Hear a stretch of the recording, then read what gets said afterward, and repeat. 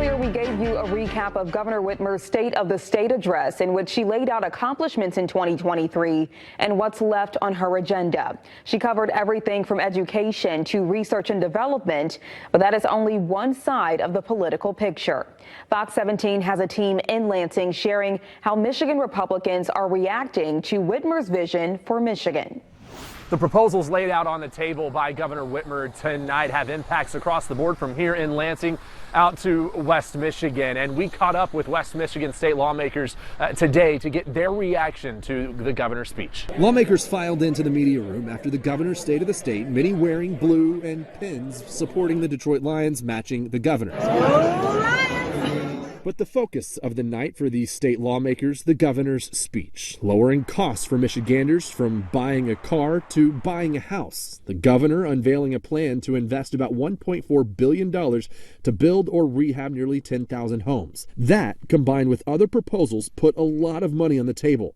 Not lost on Republicans in the state. No, to your point, I truly don't know where it's going to come from. You know, the governor said 3 different times, talked about the Lions 3 different times, but what she didn't talk about was where's the money going to come from? Because like I said, she already blew through the $9 billion budget surplus. People love to hear free things. The reality is how we're going to pay for it. Anytime you hear about free handouts for business, for schools, all this kind of stuff, at the end of the day, it's a hardworking taxpayer that's going to pay for it. Navigating the inside of the state capitol is interesting as they have the rotunda blocked off with construction zone messaging saying they're trying to keep the rotunda beautiful for years to come. These images are just a snapshot of the perpetual state of construction across Michigan, whether it's the roads or education reform. You know, there's things that are bipartisan in there, things that were in the budget last year that I support fully, standing up for things like education, making sure the dollars are there so the next generation is fully equipped to get all the education they need. There is no more valuable asset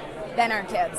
And to be able to open that door and provide free schooling, pre-K through 14, through community college, that's going to be a game changer. And so I'm just thrilled with the with the proposals that she's made, and look forward to working on the legislative process to get it done. We'll have to watch what, if any, laws will move through the House over the next several months, with House Democrats and Republicans deadlocked 54-54. You know, I think we are relying on bipartisan support right now because we're not at full strength in the House. But after April, hopefully, that's changed. And I'm optimistic because my own health policy committee has been very bipartisan. Republicans and Democrats see the same issues. The challenge is we have vastly different solutions.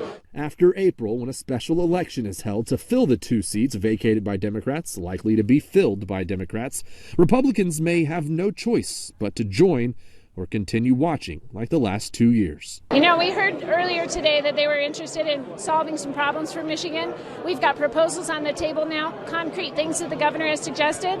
All they need to do is join us. West Michigan is a big part of that. You know, we see in our communities like Wyoming and Grand Rapids that we're ready to take the lead on bringing businesses in and giving people a fair shot at what, Governor Whitmer brought out here, which is the American dream, the Michigan dream. And it's worth noting that there were city leaders from Grand Rapids in attendance tonight. We know that Grand Rapids Police Chief Eric Winstrom was brought along by State Senator Mark Huizenga, and we did see Grand Rapids Mayor Rosalind Bliss and Senate Majority Leader Winnie Brinks' office as well.